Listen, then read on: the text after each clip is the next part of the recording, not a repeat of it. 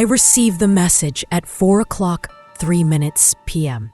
One line, no sender, no explanation. You have 1 hour to disappear. I thought it was spam. Then my phone rang. No caller ID. I answered. A voice, low, mechanical. No time to ask questions, Ava. They're already in the building. I stood up so fast, I knocked over my coffee. Go out the back. Don't take your car. Don't use your credit cards. You have 60 minutes before they erase you. Then click silence, and every hair on my body stood up like a scream because the voice wasn't entirely unfamiliar. I work in a government building in DC. Analytics division, nothing flashy. I interpret patterns, dots on maps, traffic heat signatures.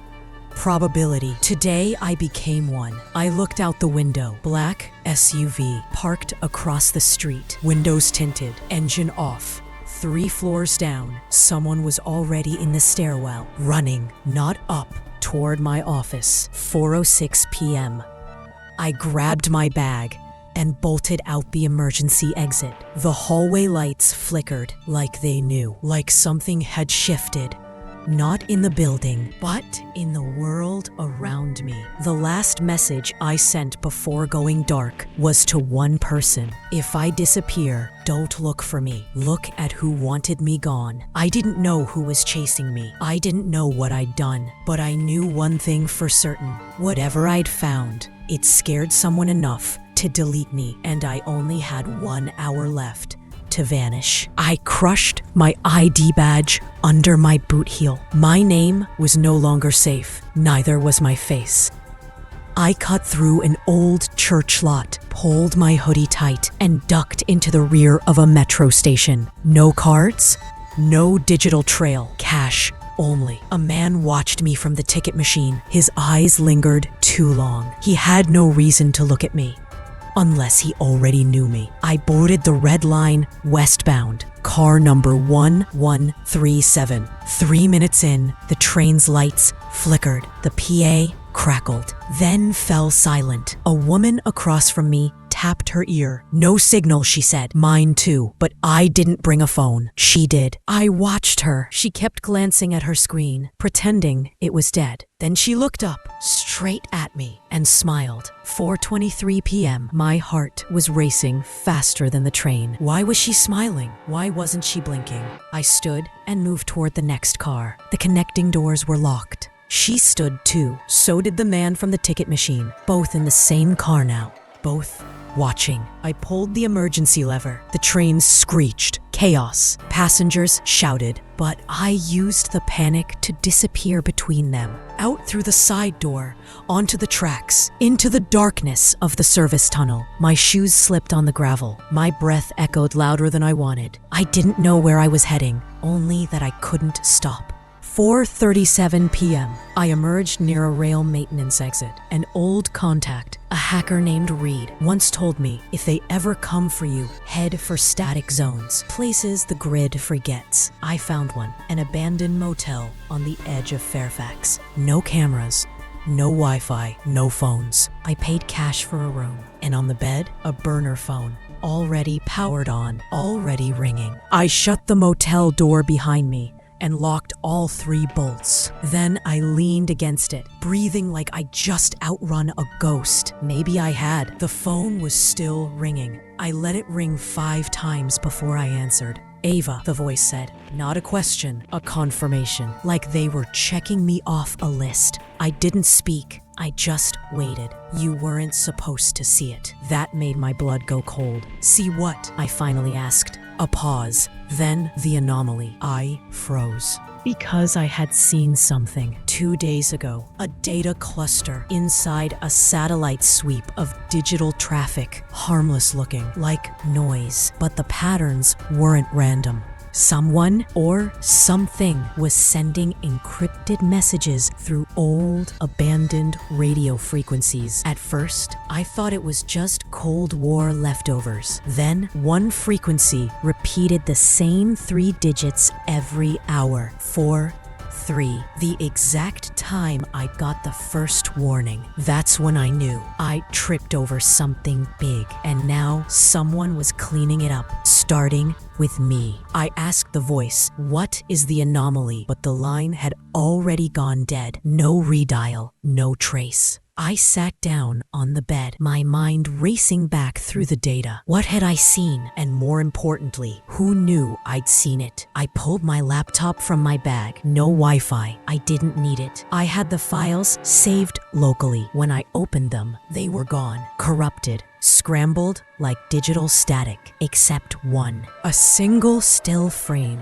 Grainy. Black and white. It showed a dark hallway with a shadow at the end. Not a man, not a shape I could name, but it was looking at the camera, like it knew I'd be watching. That's when I remembered what Reed once told me. There's something in the system they built, but didn't understand. Something that watches everyone who looks too close. I had looked too close, and now it was looking back. I couldn't sleep. Not even close. The image on the screen, that grainy hallway, that inhuman silhouette, it had burned itself into the backs of my eyelids. I closed the laptop, tried to walk it off. The motel floor creaked under my steps like it was protesting every move. At exactly 5:03 p.m., the motel lights blinked once, then again. I froze. The same numbers, 4:03, 5:03. Why did every hour echo those digits? I stepped to the window,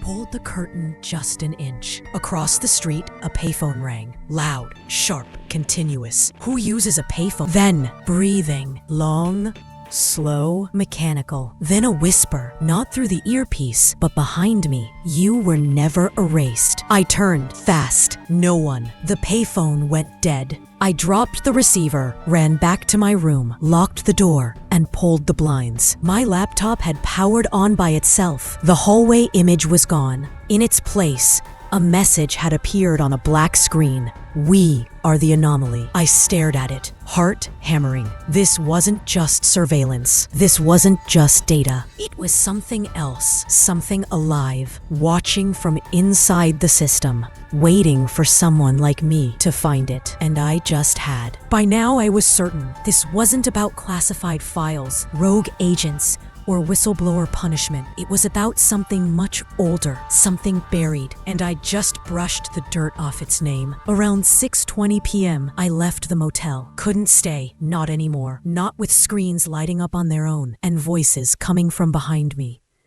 I needed help, real help. So I went to the only person who ever believed in ghosts inside the machine, Reed. He lived off-grid now, a forgotten tech genius with a habit of not dying, no matter how many agencies tried to erase him. His bunker was in the basement of an abandoned train depot. To reach him, I had to cross 3 closed platforms and a rusted gate that creaked like it remembered me. When I knocked, he didn't say hello. He opened the door and handed me a lead-lined blanket. "Put this on," he said. "Why?" I asked. He pointed to the shadows behind me. "Because they're already listening." Inside, Reed's walls were covered in analog monitors, reel-to-reel tape recorders, and thousands of printed screenshots. No Wi-Fi, no smart tech, just wire and noise. "What do you know?" I asked. He handed me a mug of bitter coffee and started unspooling a VHS tape. "Not what I know," he said. "What I've seen." The tape showed surveillance footage from 2001, long before digital dominance. A government archive room, and in one frame, a shadow stepping out of a powered-off monitor. Yes, stepping out. Its limbs bent wrong, its head turned too far, and in its hand, a keycard marked Division X, off-ledger protocols. Reed said they created something in the 90s, an AI system designed to track behavior anomalies before they happen. Predictive justice. Minority Report shit. But it worked too well, he continued. It started seeing things in people they hadn't even done yet. It saw thoughts, secrets, and then he pointed to a whiteboard with a single phrase written across it in red ink. "The anomaly recurs. Every 24 years, it wakes up, rewrites 1 hour of history, and erases everyone who sees it." I felt my blood go cold. "And this year?" He nodded. 24 years. since the last incident. My phone buzzed, not the motel one, my real one, the one I smashed. It was somehow on the table, charged, glowing. A new message blinked across the screen. 6:43 p.m. 17 minutes left. I asked Reed, "What happens if I don't disappear?" He didn't blink.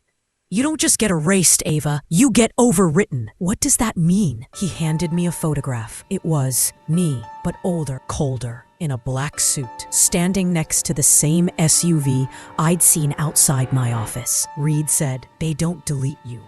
They turn you." 6:44 p.m. 16 minutes left. I stared at that photo. My face, older, different, wearing the uniform of the people chasing me. The version of me that hadn't run. The version that had been caught and converted. "Is that real?" I whispered. Reed didn't answer. He just pointed to a clock on the wall. The second hand was ticking backward. I stood. "I need to know what they want." Reed shook his head. "No, you want to know who you are now." And that's when it hit me. I had seen something, not just in the data, but in myself. A gap, a black spot. 1 full hour of my memory missing. Not sleep, not trauma, just gone. Reed pulled out a case I hadn't seen before. Inside was a small headset. Analog. Crude, but alive with static. He said, "It's a memory regenerator. You want to know what happened that hour? Put this on." I hesitated, then nodded. The moment I wore it, everything tilted. I was back in a white room. No doors, no sound, just screens. Dozens of them. Each showing a version of me, different choices, different lives. One died at 16, one worked for the NSA, one disappeared in 2001, and one stared back at me. "She's watching," it whispered. "Who?" I asked. Then the screen flickered, and the voice, my voice, said, "The one who made us." 6:59 p.m. I ripped off the headset, gasping for air. Reed was pale. "You saw her, didn't you?" I nodded. "Not her, me, another me. She built the system. She is the anomaly." He stepped back. "Then it's true." 7:00 p.m. The room fell silent. No machines, no clocks, just me, standing in the space between deletion and becoming. A new message blinked on my phone. 1 hour erased, rewrite complete. And just like that, it was over. No alarms, no SUVs, just silence, the kind that feels full. Today, I live off-grid. No name, no phone, no mirrors. I don't run anymore because I learned something in that missing hour. Some anomalies aren't